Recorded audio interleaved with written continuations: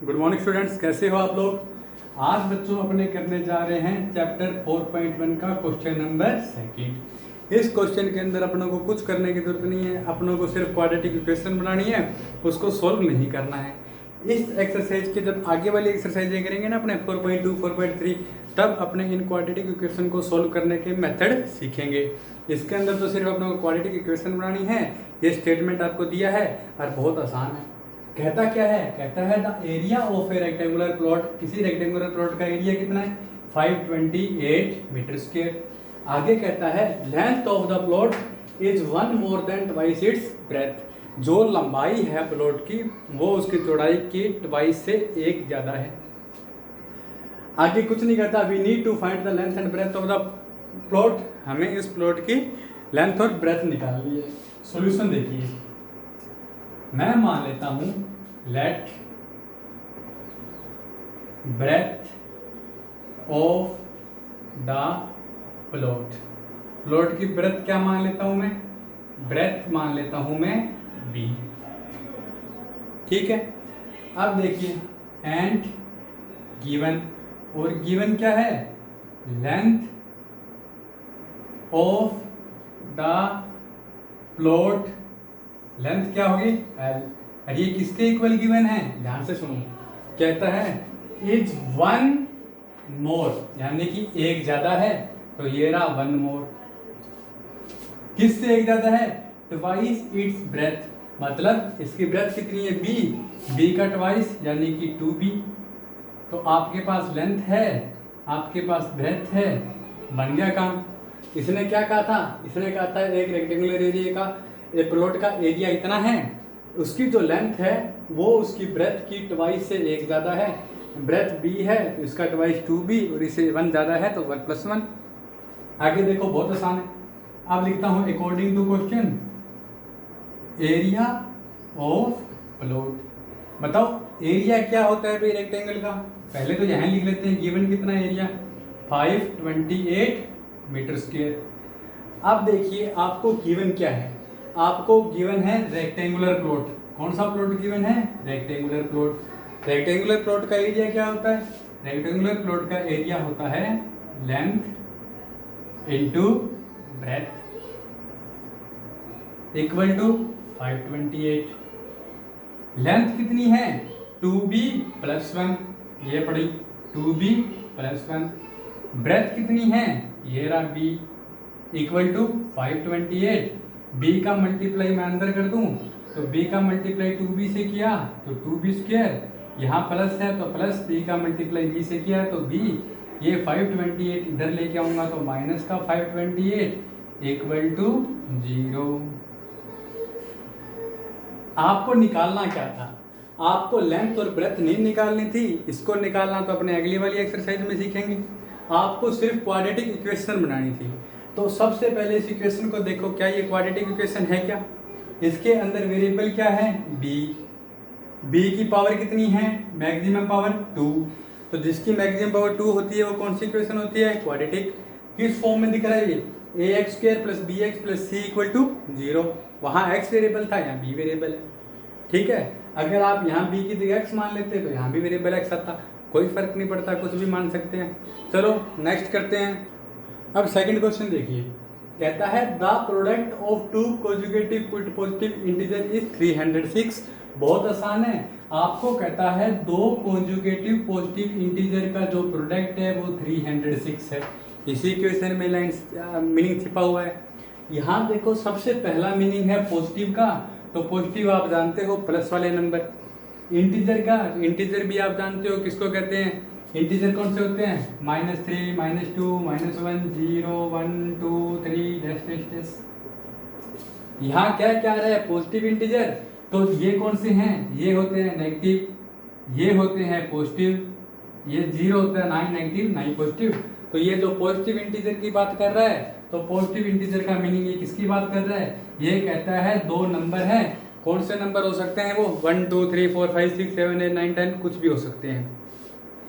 एक चीज और बता दूं, पॉजिटिव इंटीजर कहते हैं किसको है, ये इनको कहते हैं ना पॉजिटिव इंटीजर। और ये कौन से नंबर है, नेचुरल नंबर। कौन से नंबर है, नेचुरल नंबर। तो कई बार कंफ्यूज करने के लिए आपको नाम लिख देगा वो पॉजिटिव इंटीजर, ठीक है। तो पॉजिटिव इंटीजर का मतलब नेचुरल नंबर। अगर ये लिख देता नॉन नेगेटिव इंटीजर तो उसका मतलब क्या हो जाता, होल नंबर, क्योंकि नॉन नेगेटिव में नेगेटिव छोड़ दो तो जीरो भी तो आ जाएगा ना। अपनों को इससे कोई रोल ही नहीं है, ये तो मैंने बस आपको ऐसे ही बता दिया। सुनिए, आपको कहता है दो पॉजिटिव इंटीजर है जिनका मल्टीप्लाई 306 है। तो सॉल्यूशन पहले मान लेता हूं, लेट ए पॉजिटिव इंटीजर, मैंने एक पॉजिटिव इंटीजर माना है x। अब जो मेन बात है ना वो यहां पे डिपेंड करती है कॉन्जिक्यूटिव। कॉन्जिक्यूटिव का मीनिंग होता है बच्चों लगातार। जैसे 3 का कॉन्जिक्यूटिव क्या है, 2 भी है 4 भी है। जैसे नंबर 2 3 हो सकता है, 7 8 हो सकता है, 13 14 हो सकता है। क्यों, ये नंबर लगातार है ना।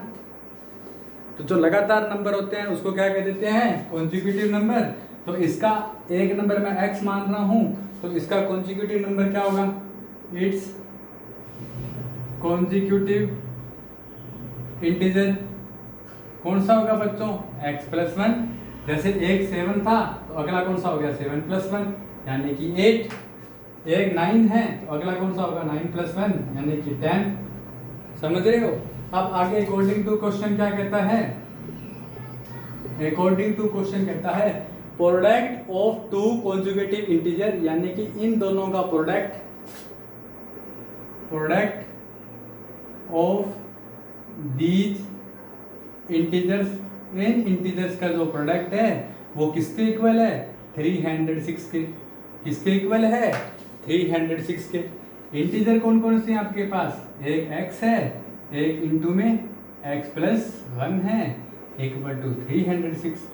x का मल्टीप्लाई x से किया x², x का मल्टीप्लाई 1 से किया x, बीच में प्लस क्योंकि यहाँ पे प्लस है, ये 306 इधर आ गया तो -306 इक्वल टू 0। बन गई ना क्वाड्रेटिक इक्वेशन। यही अपना आंसर है। आपको सिर्फ क्वाड्रेटिक इक्वेशन ही तो बनानी थी, ax² + bx + c = 0 की फॉर्म में बन चुकी है। नेक्स्ट देखिए थर्ड क्वेश्चन आपके सामने ये रहा। इसके अंदर भी आपको क्या करना है, क्वाड्रेटिक इक्वेशन बनानी है। क्वाड्रेटिक इक्वेशन बनाने से पहले स्टेटमेंट को समझना होगा। स्टेटमेंट को समझना यानी कि एक एक वर्ड का मीनिंग करते जाओ, आपको स्टेटमेंट समझ में आता जाएगा। क्या कहता है, Rohan's mother is 26 year older than he. मतलब रोहन की जो माँ है वो 26 ईयर बड़ी है, किससे, रोहन से। पहली लाइन समझ में आ गई। रोहन की जो मदर है वो रोहन से 26 ईयर बड़ी है। तो मैं मान लेता हूं सॉल्यूशन में, let Rohan's age x year. समझ गए। Now his mother's age, Rohan x साल का है तो उसकी मदर कितनी होगी, x + 26 ईयर। क्यों, क्योंकि उसकी मदर उससे 26 ईयर बड़ी है। क्वेश्चन अपनों को ये कहता है। आगे देखिए, आगे कहता है the product of there edges, यानी कि इनकी एज का प्रोडक्ट। कौन सी एज का प्रोडक्ट, वो यहाँ लिखता है 3 ईयर फ्रॉम नाउ। मतलब ये तो इनकी प्रेजेंट एज है। 3 ईयर फ्रॉम नाउ का मतलब अब से 3 साल बाद, अब से 3 साल बाद यानी कि आफ्टर 3 ईयर। तो आफ्टर 3 ईयर रोहन की एज क्या होगी और रोहन की मदर की एज क्या होगी, उन दोनों का जो मल्टीप्लाई होगा वो 360 के इक्वल होगा। तो यहाँ लिख लेता हूँ after 3 years, after 3 years Rohan की एज क्या है, x + 3 and Rohan's mother's age, Rohan की मदर की एज क्या होगी, प्रेजेंट एज है उनकी x + 26, इसमें 3 और ऐड कर दिया यानी कि x + 29 ईयर्स। अब अकॉर्डिंग टू क्वेश्चन, क्वेश्चन क्या कहता है, क्वेश्चन कहता है product of their age 3 year from now. मतलब 3 साल बाद की एज x+3 और x+29, इनका प्रोडक्ट कितना है 360 के। क्या कहता है x+3 और x+29, इनका प्रोडक्ट कितना है 360। समझ गए? कहता है ना अब से 3 साल बाद जो भी इनकी एज है, इसकी x+3 है, इसकी x+29 है, इन दोनों का प्रोडक्ट कितना है 360। प्रोडक्ट निकालना आता है x का मल्टीप्लाई x से x², x का 29 से 29x, 3 का x से 3x, 3 का 29 से 87, आगे लिखा है 360।